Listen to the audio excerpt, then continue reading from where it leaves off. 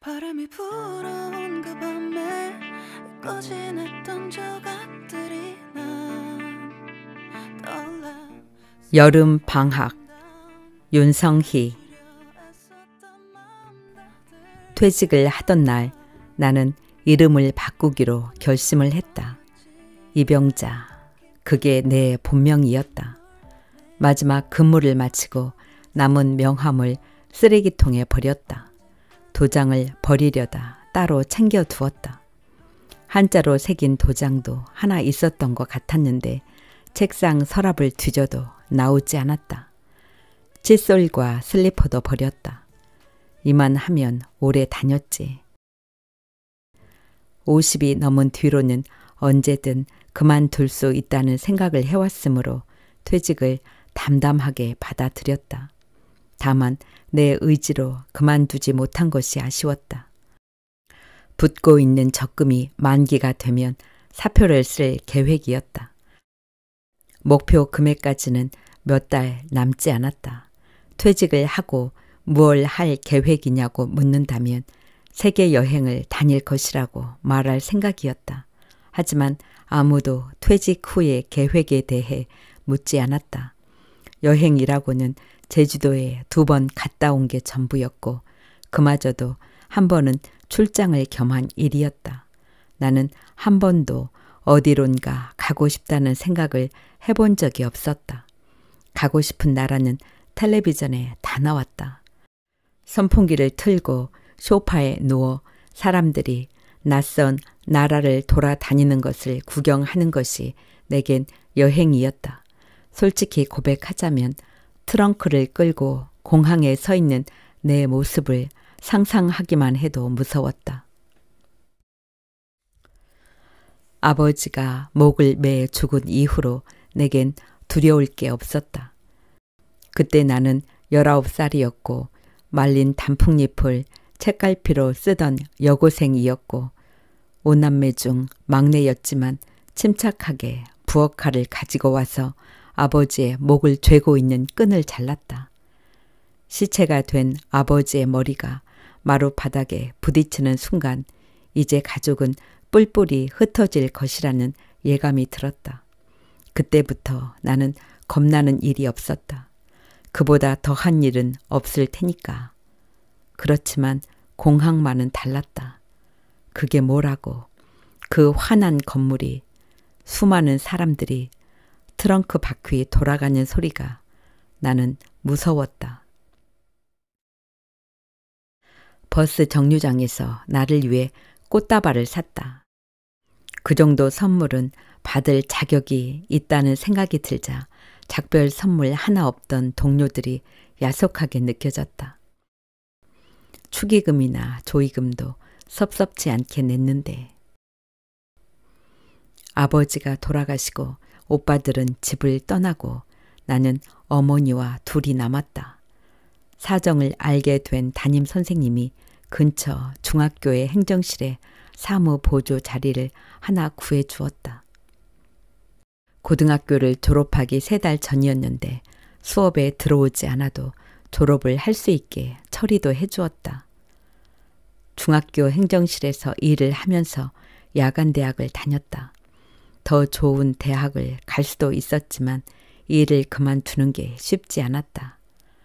하루에 한 끼를 겨우 삼키던 어머니가 돌아가신 뒤 나는 고향을 떠나기로 결심했다.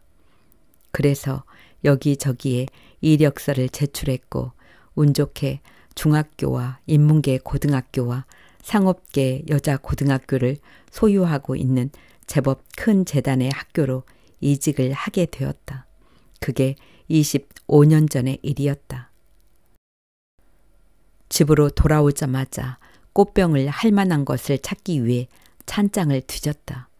안쪽에서 맥주잔이 나왔다. 호프집에서 흔히 볼 수 있는 500cc의 맥주잔이었는데 어디서 난 것인지 도통 기억이 나지 않았다. 잔에 꽃을 꽂고 나니 맥주가 한 잔 먹고 싶어져서 상가 안에 있는 치킨집에 갔다. 가끔 들러 맥주를 마시던 집이었는데 배달을 전문으로 하는 곳이라 홀에는 손님이 거의 없어서 혼자 마시기가 좋았다. 늘 그렇듯 나는 생맥주 한 잔과 골뱅이 무침을 시켰다. 나는 프라이드 치킨을 그다지 좋아하지 않았다. 입술에 기름이 묻는 게 싫었다. 그래도 주방에서 기름을 튀길 때 나는 소리를 듣는 것은 좋았다. 기름 냄새를 맡는 것도 좋았다. 나는 맥주를 마시면서 벽에 달려있는 텔레비전을 보았다. 연예인들이 의자 뺏기 게임을 하고 있었다. 음악이 끝날 듯 하다가 계속되는 바람에 연예인들이 의자에 엉덩이를 댔다가 다시 춤을 췄다를 반복했다. 그 장면이 꽤나 우스꽝스러웠다. 의자 뺏기 게임을 보다 보니 어릴 적에 했던 짝짓기 게임이 생각났다. 끔찍하게도 싫어했던 게임이었다. 소풍 전날이면 나는 짝짓기 게임에서 첫 번째로 탈락하는 아이가 되는 악몽을 꾸곤 했다. 넌 저리로 가. 짝을 이룬 아이들이 나를 밀쳐내는 꿈. 그렇다고 외톨이로 학교 생활을 했던 것은 아니었다. 친한 친구들도 꽤 있었다. 나는 안주를 내온 가게 주인에게 오늘 회사를 그만두었다고 말했다. 가게 주인이 축하주예요? 위로주예요? 하고 물었다. 둘 다예요. 내가 대답했다. 나도 한때는 짝짓기 게임을 무서워하던 시절이 있었는데 나는 술을 마시며 생각했다. 짝짓기 게임, 그까짓 게 뭐라고. 그렇게 중얼거려보자 여행은 안 가더라도 여권은 가져보고 싶다는 생각이 들었다. 의자 뺏기 게임은 이제 두 사람만 남았다. 하얀색 의자 하나가 잔디밭 위에 놓여 있었다. 나는 외국인이 내 이름을 부르는 것을 상상해 보았다. 리병자? 나도 모르게 고개가 저어졌다. 병자 리? 그것도 싫었다. 여권에는 다른 이름이 적혔으면. 나는 포크로 소면을 동그랗게 말았다. 그러자 어떤 생각이 번쩍하고 떠올랐다. 이름을 바꾸면 되잖아. 이름을 바꾸면 여권에도 다른 이름이 새겨질 테니까. 나는 가게 주인에게 맥주 한 잔을 더 달라고 말했다. 이름을 바꾼다고 생각하니까 마시고 있는 술이 위로주가 아니라 축하주 같았다. 나는 맥주잔을 들어 허공에 대고 건배를 했다. 나는 어머니가 36에 낳은 딸이었는데 가족 중 유일하게 병원에서 태어났다. 어머니는 22에 첫 아들을 낳은 뒤로 2년 간격으로 아들 셋을 더 보았다. 그러다 8년 뒤 원치 않은 임신을 했다. 5 남매 이름에는 모두 병자가 들어갔다. 병철, 병곤, 병만, 병준, 그리고 병자. 내가 태어났을 때 병철 오빠는 100점을 맞은 수학 시험지를 어머니에게 선물로 주어 어머니를 울게 만들었다. 어머니 대신 태몽을 꾼 것도 큰오빠였다. 어렸을 적에 큰오빠는 마루에 앉아 태몽 이야기를 들려주곤 했다. 내가 논두렁을 걷고 있었어. 잠자리가 하늘에 가득했지. 길을 걷다 보니 개울이 나와 거기에 발을 담그고 있었는데 글쎄 건너편에서 소 한 마리가 물을 마시고 있지 뭐야. 거기까지 말을 하면 어린 나는 그래서 하고 추임새를 넣곤 했다. 개울을 건너갔더니 소가 나를 빤히 쳐다보더라고. 내가 소 목덜미를 쓰다듬어 주었어. 그러곤 집으로 돌아오는데 소가 자꾸 따라오더라고. 가라고 돌을 던져도 자꾸 따라왔어. 그러면 나는 또 이렇게 말을 하곤 했다. 돌을 던졌어? 소가 맞았어? 아니, 안 맞았어. 그냥 바닥에다 던졌어. 그랬는데도 집까지 소가 따라오더라고. 이 마당 한가운데로. 나는 오빠가 해준 태몽 이야기가 좋았다. 오빠를 따라 마당으로 들어온 소란이. 둘째인 병곤 오빠는 학교에 갔다 돌아오면 자고 있는 나를 하염없이 바라보곤 했다. 잠든 아기의 얼굴을 보니 동시 몇 편이 저절로 떠올랐고 글짓기 대회에 나가 상도 받았다. 둘째 오빠는 검지 손가락으로 아기인 내 볼을 톡톡 치는 것을 좋아했다.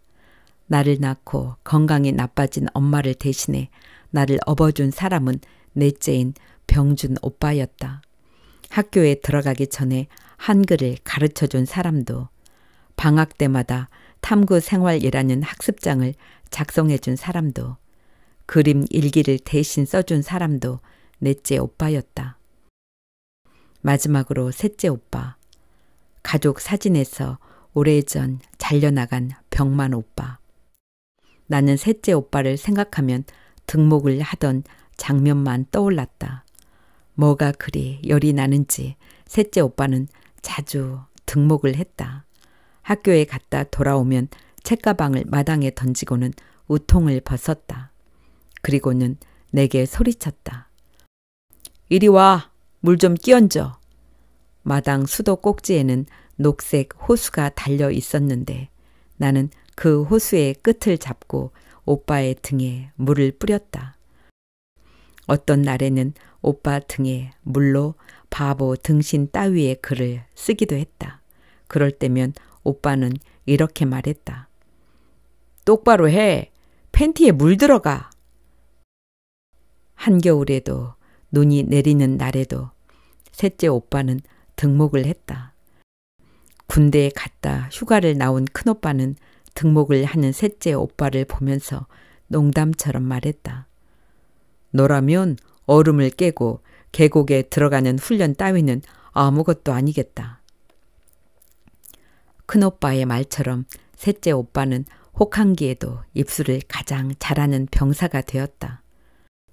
셋째 오빠의 생활 기록부에는 참을성이 있는 아이라는 평이 있었다. 그랬던 오빠였는데 오빠가 감옥에 간 뒤로 어머니는 멍하니 천장만 바라보았다. 소파의 손잡이를 검지 손톱으로 뜯어가면서 어머니는 말했다. 그래, 거기서부터 잘못된 거야. 셋째를 낳고 나니 이상하게 모유가 안 나오더라고.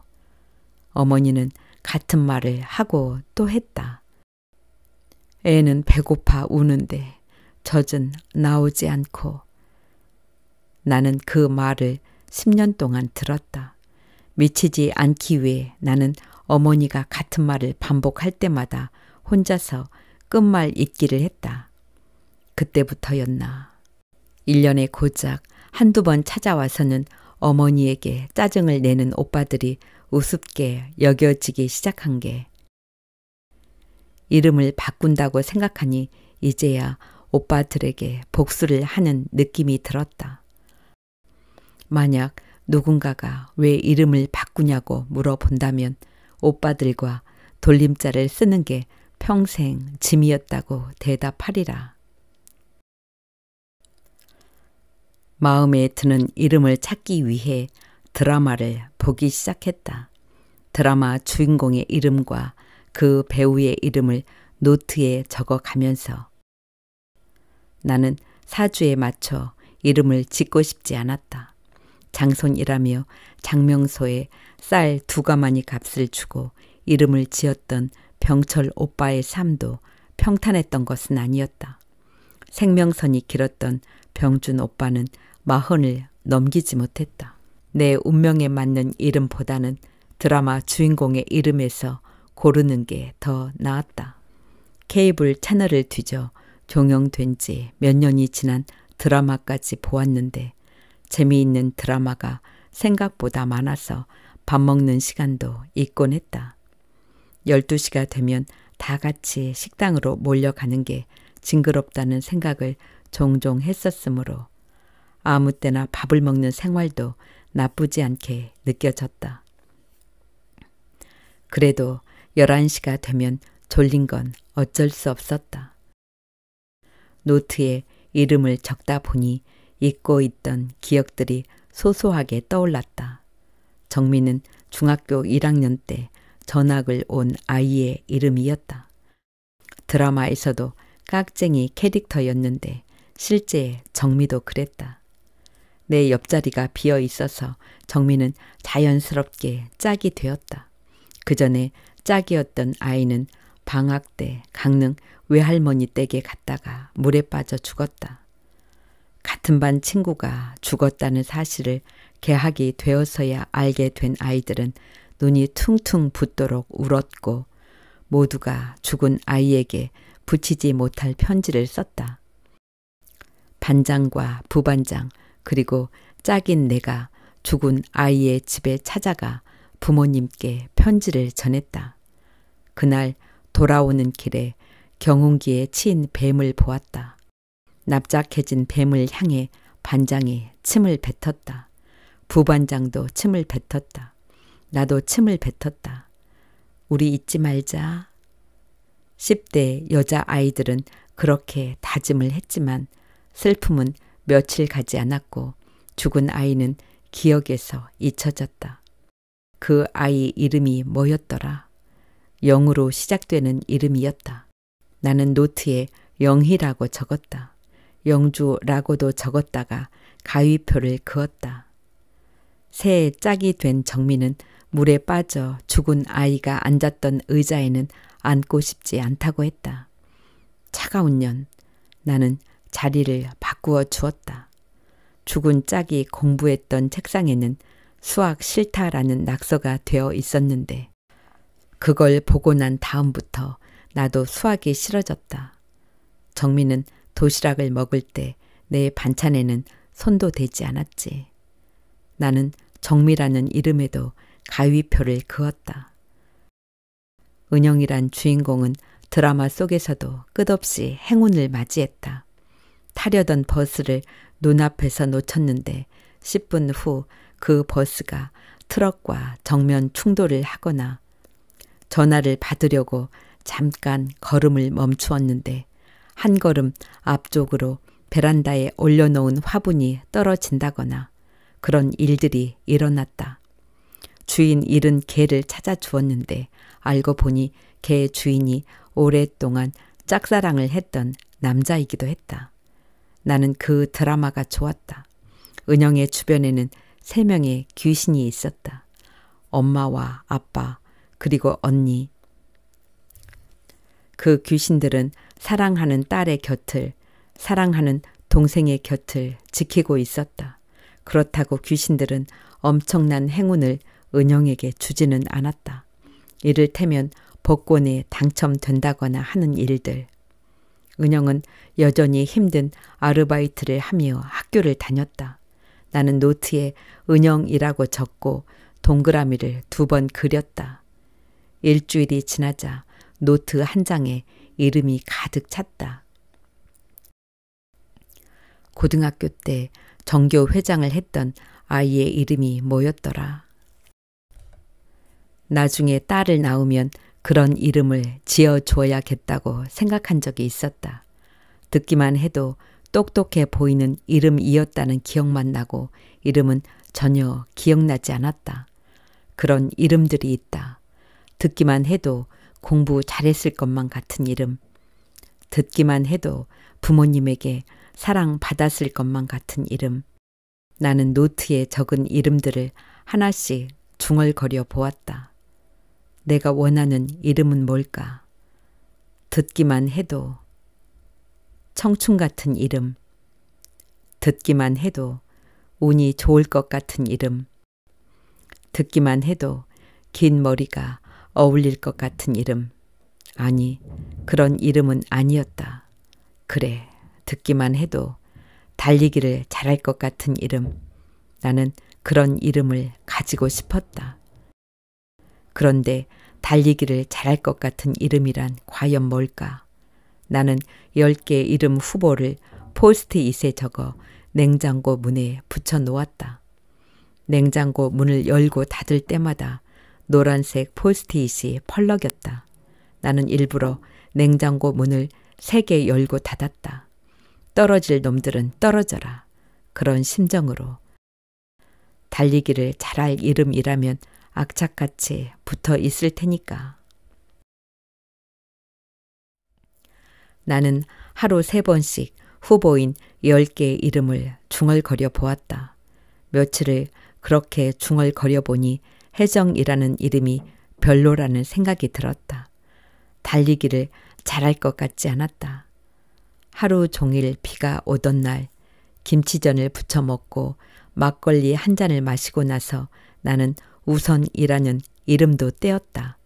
드라마에서는 방우선이라는 이름으로 등장했는데 긍정적인 에너지로 가득 찬 20대 대학생이었다. 주변 사람들을 좋은 쪽으로 변화시킬 수 있을 것만 같은 사람이었다. 그런데 이 우선이라고 발음해 보니 전혀 그렇게 느껴지지 않았다. 우산이라고 놀림을 받을 수도 있을 것 같았다. 그렇게 하루나 이틀에 하나씩 이름 후보들을 탈락시켰다. 갑자기 여름이 찾아왔다. 이제 곧 학교는 방학을 하겠구나 하는 생각이 들었다. 방학 기간에는 점심을 먹고 난 뒤 혼자 교실 복도를 걷곤 했다. 아무도 없는 복도, 아무 소리도 들려오지 않는 빈 교실. 그게 좋았다. 학생 때도 나는 빈 교실에 앉아 있는 것을 좋아했다. 이 일을 그만둔 건 섭섭하지 않았는데 그 복도는 그리웠다. 중학교 건물에는 3층 계단 끝에서 왼쪽으로 꺾으면 갑자기 서늘해지는 지점이 있었다. 한 발짝을 디디는 순간 지하실에 들어선 것처럼 오싹해졌다가 다시 한 발짝을 디디면 언제 그랬냐는 듯이 그 기분이 사라졌다. 나는 중요한 일을 결정해야 할 때마다 거기를 찾아갔다. 거기 서서 심호흡을 서너 번 하면 내가 꽤 이성적인 사람인 것처럼 느껴졌기 때문이었다. 오늘부터 방학이라고 생각해 볼까. 나는 학생 때 그랬던 것처럼 생활 계획표를 만들어 보고 싶어졌다. 어머니는 방학 첫날이면 우리들에게 생활 계획표를 그리게 했다. 그게 이름이 뭐였더라? 가위처럼 생긴 도구였는데 그걸로 동그라미를 그리면 정중앙에 바늘 구멍이 생겼다. 큰오빠는 생활 계획표라고 적고는 그 옆에 2 눈동자를 그려놓곤 했다. 누군가 약속을 지키는지 지켜보고 있다는 뜻이라고 했다. 넷째 오빠의 생활 계획표에는 가만히 있기라는 칸이 있었다. 하루에 1시간씩 오후 4시부터 5시 사이였다. 부엌 뒤쪽에 있는 쪽문으로 나가면 오래된 의자가 하나 있었는데 넷째 오빠는 주로 거기 앉아서 가만히 있기 계획을 실천했다. 내가 태어나기 전에 돌아가신 할아버지가 앉아서 해바라기를 보던 장소였다고 했다. 나는 거실을 둘러보았다. 베란다에 의자와 탁자를 들여놓으면 어떨까.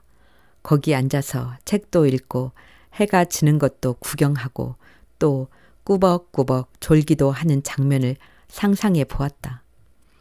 직장 동료들과 장난으로 봤던 인터넷 사주에서 나는 그렇게 노년을 보낸다고 했다. 말년에는 화초를 키우거나 서예를 하면서 보낼 상입니다. 라고 나는 이내 고개를 저었다. 노년이라니 그건 10년 후 아니 20년 후의 일이었다. 나는 내일 당장이라도 복싱이나 암벽 등반 같은 운동을 시작할 자신이 있었다. 한국어 자격증을 따서 외국인 노동자들에게 한글을 가르치는 자원봉사도 하고 싶었다.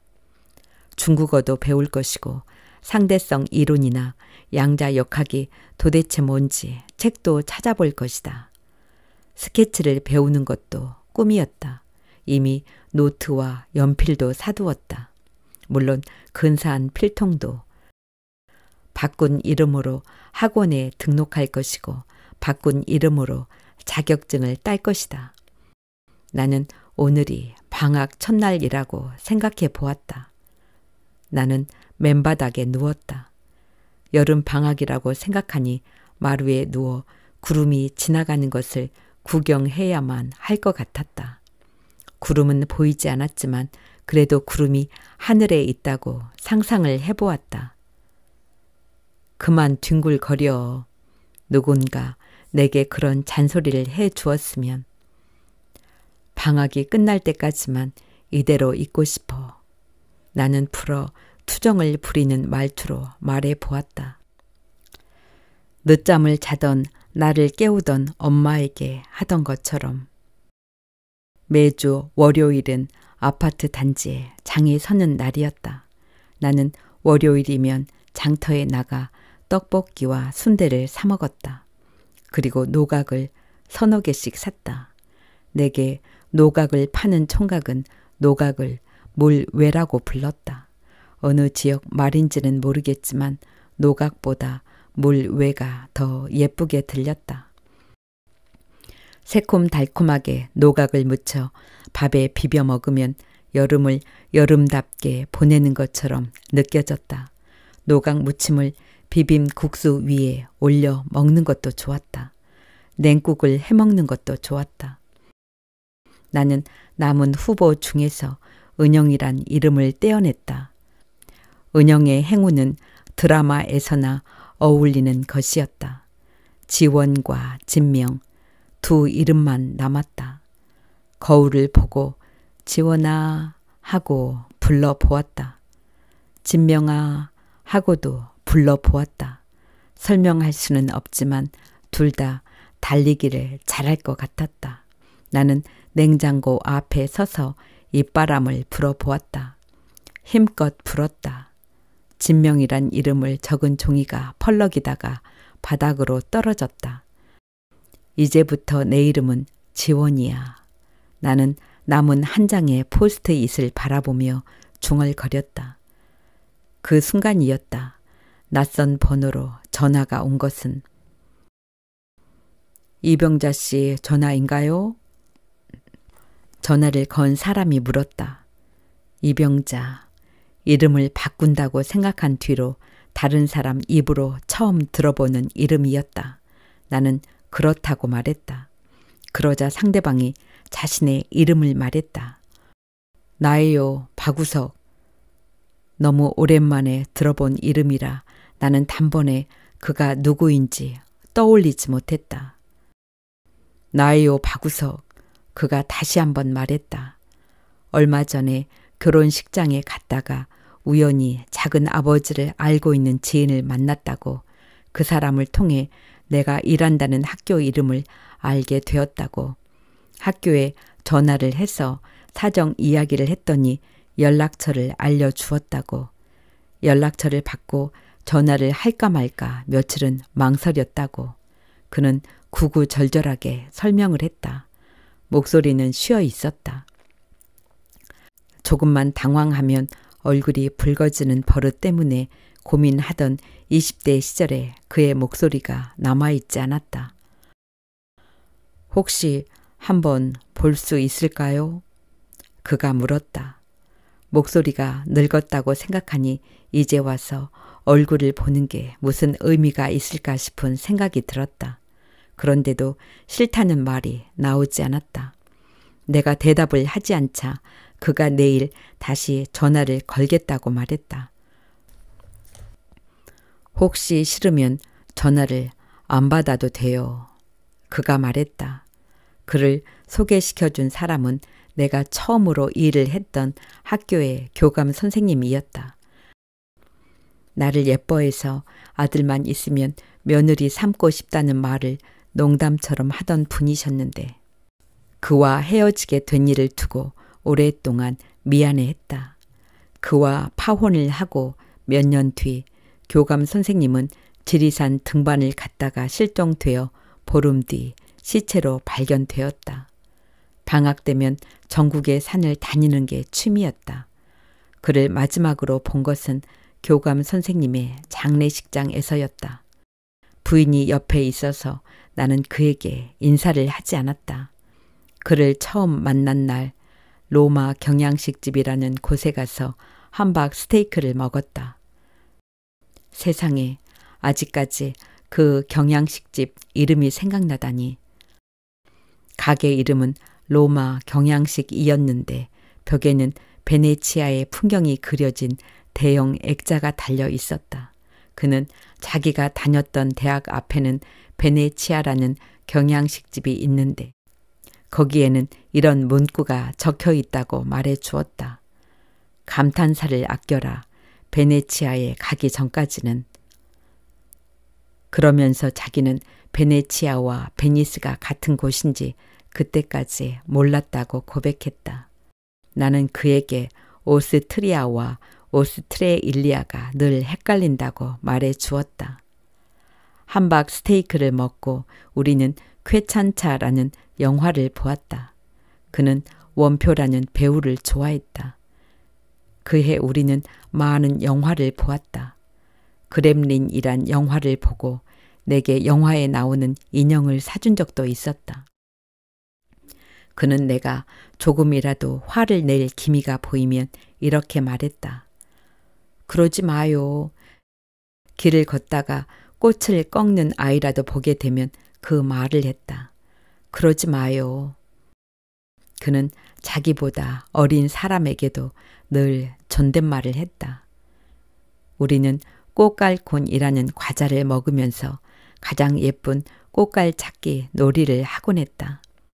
구부러지지 않는 꽃갈, 허리가 반듯한 꽃갈, 마지막이 뾰족한 꽃갈. 그와 헤어지고 난 뒤에 나는 주차 금지 구역에 세워놓는 러버콘만 보아도 화가 났다. 어떤 날은 그 주황색의 원뿔들을 발로 걷어차기도 했었다. 내겐 화풀이할 상대가 없었다. 그에게 다시 전화가 오면 받지 않으리라. 나는 휴대폰 벨소리를 진동으로 바꾸어 놓았다. 그는 전화를 하지 않았다. 대신 문자 메시지를 남겼다. 종이에 카페 이름과 약도를 그려서 그걸 사진으로 찍어 전송한 것이었다. 2시에 봐요. 5시까지만 기다릴게요. 약도 아래에는 그렇게 적혀 있었다. 내가 사는 곳이 어디인지 아는 것일까? 카페는 집에서 그리 멀지 않은 곳에 있었다. 혹시 맞은편에 다른 카페가 있을지도 모른다는 생각이 들었고, 그래서 나는 일찍 집에서 나왔다.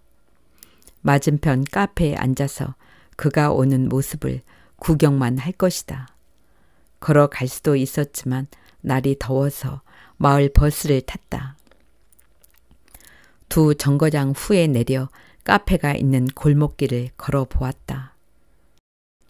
점심 한식 뷔페 5,000원이라고 적힌 식당이 보였다. 그러고 보니 아직 한 끼도 먹지 않았다. 입에 맞는다면 집에서 밥을 해먹는 것보다 여기서 끼니를 해결하는 게 더 경제적일 것 같았다. 언젠가 토크쇼를 보다 어느 여배우가 남편이 죽은 후로 집에서 밥을 하지 않는다고 말하는 것을 들은 적이 있었다. 그때 나도 은퇴를 하게 되면 밥 따위는 하지 않으리라고 생각했었다. 달걀찜이 좀 따뜻했으면 좋았을 텐데 그런 생각이 들었지만 그럭저럭 먹을만 했다. 밥을 반쯤 먹었을 때 할머니, 할아버지들이 단체로 들어왔다. 지팡이를 짚은 할아버지, 할머니들이 많아서 부엌에서 직원 2명이 나와 배식을 도와주었다. 지난번에 파래 무침 맛있던데 그거 없어? 대화를 들어보니 인근 경로당에서 단체로 온 듯했다. 나는 오이 무침이 세반찬으로 나오는 것을 보았지만 줄이 너무 길어서 먹는 걸 포기했다. 마지막 2 숟가락이 남았는데 갑자기 배가 불러왔다. 그릇을 반납하는데 직원이 맛있게 드셨어요? 하고 물었다. 나는 그렇다고 대답했다. 말은 그렇게 했지만 또 올 것 같지는 않았다. 여기서 조금만 더 걸어가면 대학이 하나 있는데 다음에는 거기 구내식당을 가봐야겠다고 생각했다. 젊은 아이들 사이에서 밥을 사 먹는 게 더 낫지 않을까. 그런 생각이 들었던 것이다. 밥을 먹고 나니 그를 만나는 게 뭐가 문제냐 하는 생각이 들었다. 차 한 잔 마시고 헤어지면 그만이지. 그런 생각이 들었고 그래서 나는 카페를 찾아갔다. 2시가 되려면 30분이나 남았는데 이미 그가 와 있었다. 나는 커피를, 그는 아이스 커피를 주문했다. 걸을 때 보니 그는 다리를 살짝 절었다. 염색을 했는지 흰머리가 하나도 보이지 않았다. 그는 내게 어머니의 안부를 물었다. 나는 돌아가신 지 오래되었다고 대답해 주었다. 어머니는 그를 좋아했다. 나는 어머니에게 그를 이렇게 소개했다. 엄마, 그 사람은 내 이야기를 끝까지 들어줘요. 아버지처럼 중간에 말을 자르지 않아요. 나는 그에게 부모님의 안부를 물었다. 어머니는 요양원에 계시고 아버지는 작년에 돌아가셨어요. 그가 말했다. 요양원에 계신 지 8년이 넘었는데 이제는 자식들 얼굴을 전혀 알아보지 못한다고 그가 덧붙였다. 아버지가 돌아가시고 나서야 고향집을 부셨어요. 거의 폐가가 되었는데 아버지가 건드리지 못하게 하셔서 그 집터에 형제들이 돈을 모아 4층 건물을 짓기로 했거든요. 그런데 포크레인으로 집을 허무는 걸 보는데 그런 생각이 들더라고요. 병자 씨를 한번 만나야겠다고. 왜 그런 마음이 들었는지 모르겠어요. 그의 어머니는 내게 살인자의 동생은 절대 안 된다고 했다. 그의 아버지는 내게 자살한 아버지 때문에 얼마나 마음고생이 많았느냐고 물었다. 불쌍한 것, 불쌍한 것. 그러면서 내게 막내 며느리는 발랄하고 구김 없는 여자로 얻고 싶다고 말했다. 나는 알았습니다 하고 대답했다.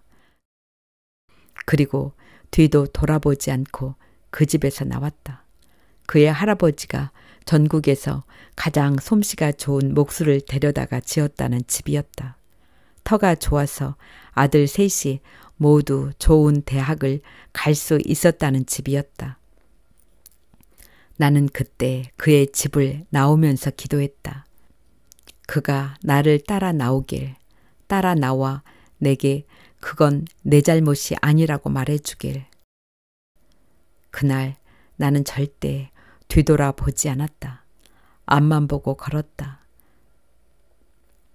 나는 커피를 한 모금 마셨다. 그리고 그에게 말했다. 왜 내가 생각났는지 나는 알 것 같아요.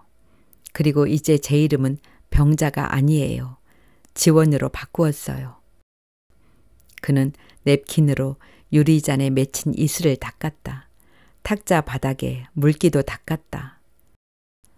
병자씨, 예쁜 이름이었는데. 그가 혼잣말을 했다. 카페에는 커피보다는 팥빙수를 사 먹는 사람들이 더 많았다.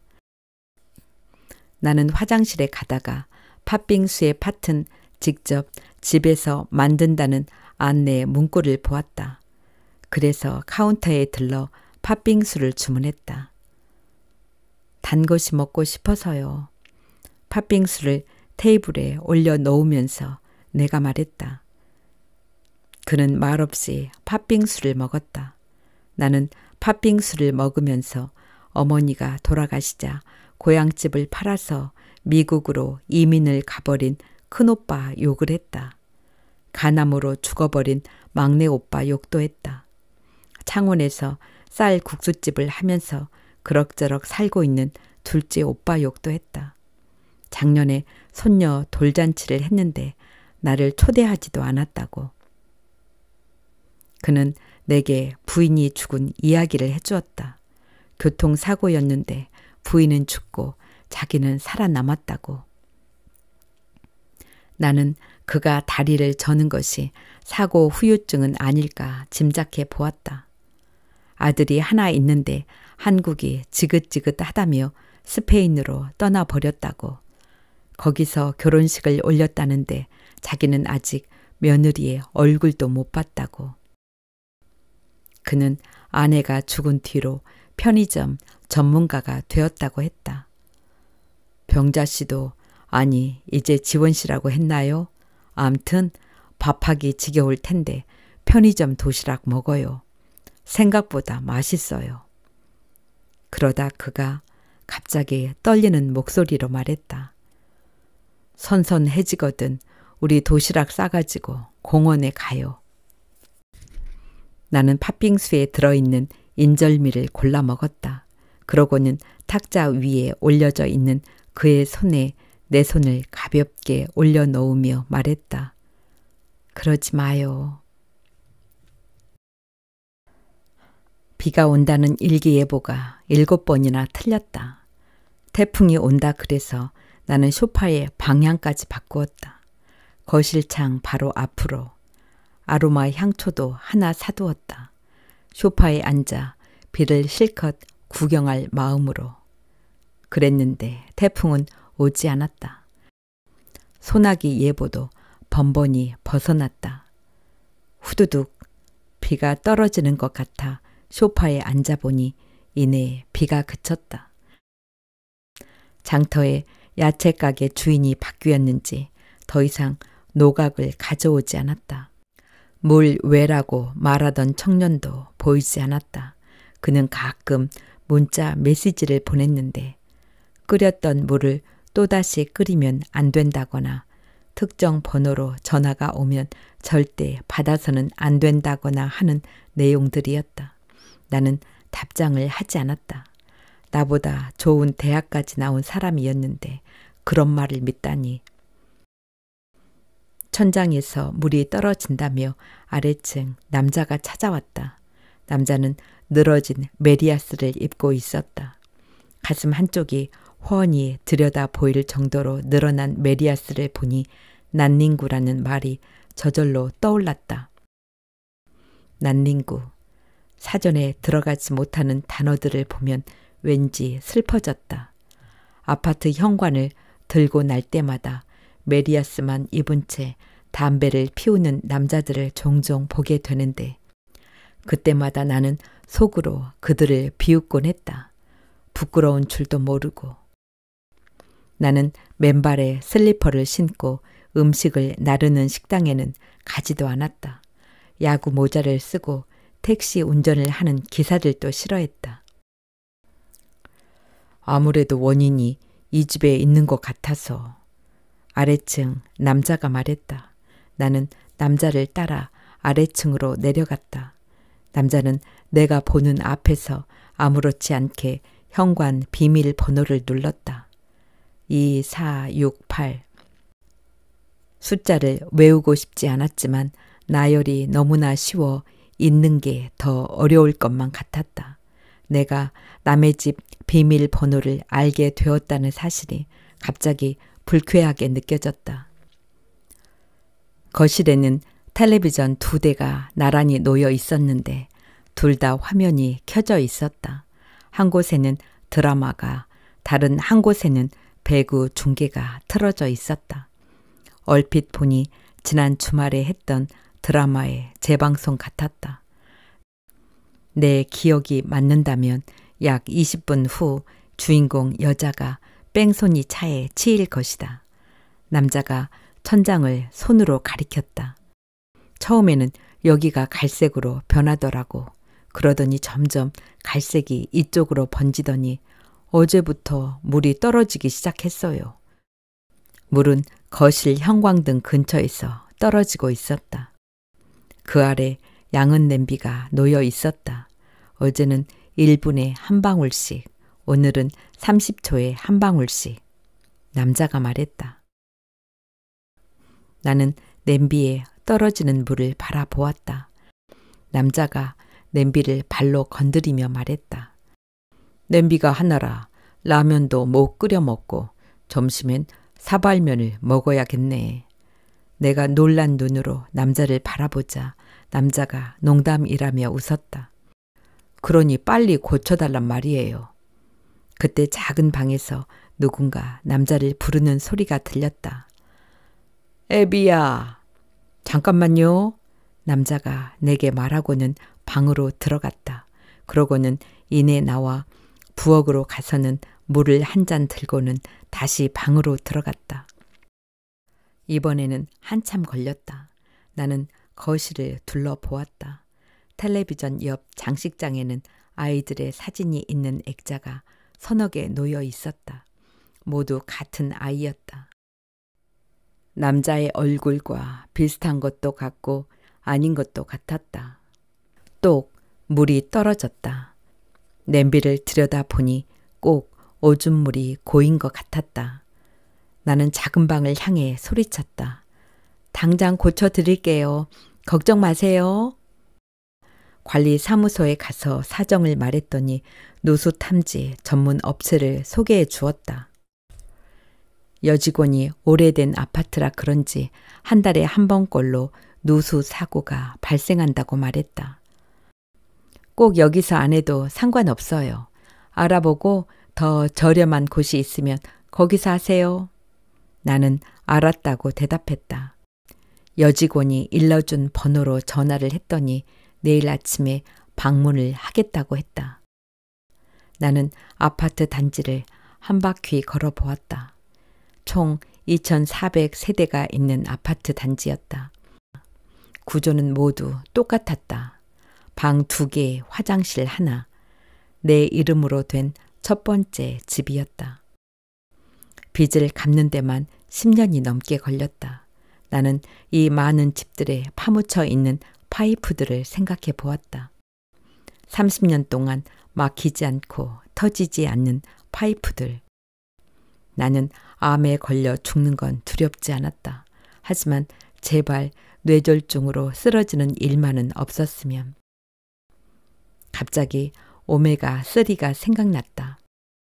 2년 전인가 이사장이 전 직원에게 추석 선물로 비타민C와 오메가3를 선물로 준 적이 있었는데 그때 비타민만 먹고 오메가3는 어딘가에 넣어두었던 기억이 났다. 당장 찾아야지. 오늘부터 하루에 한 알씩 오메가3를 먹을 것이다. 혈관이 막히거나 터지지 않도록. 그나저나 인간처럼 시트를 찍을 수 있는 것도 아닌데 이 시멘트 덩어리 안에서 물이 새는 곳을 어떻게 찾아낼까? 아파트 정문 옆에 있는 공원에서 아이 하나가 강아지와 분수 물줄기를 피해가며 놀고 있는 것을 보았다. 바닥에서 물줄기를 뿜어내는 분수였는데 물줄기가 약해졌다가 세졌다가를 반복했다. 얘 엄마는 어디 있나? 주변을 둘러봐도 어른은 보이지 않았다. 몇 년 전부터 나는 편백나무 욕조를 가지고 싶었다. 작년에 편백나무 욕조를 전문으로 제작한다는 회사의 홈페이지에 견적을 문의해 보기도 했다. 엄두가 안 날 정도의 금액은 아니었지만 그래도 쉽사리 결정할 수 있는 금액도 아니었다. 편백나무 욕조를 생각해 보니 거실 수리비와 아래층 도배비가 아까웠다. 나는 발소리가 날까봐 집에서는 늘 슬리퍼를 신었다. 식탁 의자도 끌지 않았다. 그랬는데 내 의지와 상관없이 보일러 파이프가 터진 게 억울하다는 생각이 들었다. 분수에서 노는 아이를 보니까 얼마 전에 봤던 뉴스가 생각났다. 동물원에서 코끼리가 돌을 던져 구경을 하던 아이가 죽었다는 기사였다. 아버지가 돌아가시고 나는 이런 꿈을 되풀이해서 꾸었다. 아버지와 4명의 오빠들이 낚시터에 앉아 있었다. 매미가 요란하게 울었다. 꿈속에서도 귀가 아프다는 생각이 들 정도로. 어머니는 해먹에 누워 있었다. 이게 이름이 뭐라고? 어머니가 내게 물었다. 해먹이라고요. 나는 어머니에게 말했다. 어머니는 젊고 예뻤다. 내가 태어나기 전, 큰오빠를 낳기도 전 20대의 얼굴 같았다. 해먹에 누워 어머니가 낚시를 하고 있는 남자들에게 소리쳤다. 많이 잡아. 5 남자가 동시에 뒤를 돌아보았다. 아버지도 젊고 예뻤다. 오빠들도 모두들 20대의 얼굴을 하고 있었다. 나는 내 얼굴을 확인해 보고 싶어 저수지로 달려갔다. 하지만 한 번도 내가 몇 살의 얼굴을 하고 있는지 확인해 보지 못했다. 물에 비친 내 얼굴을 확인하려는 순간 늘 꿈에서 깨어났다. 나는 신발을 벗고 분수로 걸어가 보았다. 물줄기에 발바닥을 대보았다. 간지러웠다. 개와 같이 놀던 아이가 내게 다가와 여긴 아이들이 노는 데예요 하고 말했다. 나는 그런 법이 어디 있느냐고 물었다. 여긴 애완동물 출입 금지 구역이야. 하지만 어른이 나밖에 없으니 내가 모른 척 해줄게. 나는 아이에게 말했다. 아이가 젖은 티셔츠를 벗어서 물기를 짜내더니 다시 입었다. 방학인데 어디 안 가니? 내가 물었다. 아이가 방학이라 할머니 집에 온 거라고 말했다. 원래는 아빠랑 둘이 살아요. 그래서 방학 시작하면 할머니 집에 왔다가 방학 끝나면 아빠한테 가요. 나는 아이의 젖은 머리를 쓰다듬어 주었다. 그랬는데 개가 나를 보고 사납게 짖기 시작했다. 넌 든든한 친구가 있구나. 내가 말했다. 이제 곧 아빠한테 가겠네?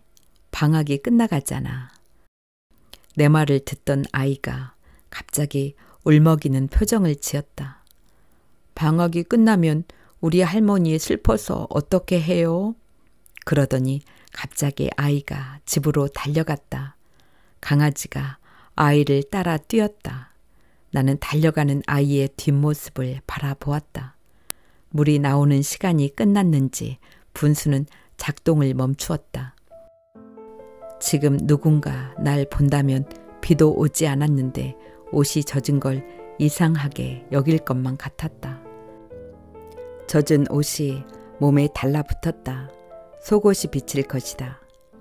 누가 보면 어때? 나는 창피해 하지 말자고 생각했다. 여름 방학 때는 누구나 물놀이를 하는 법이니까.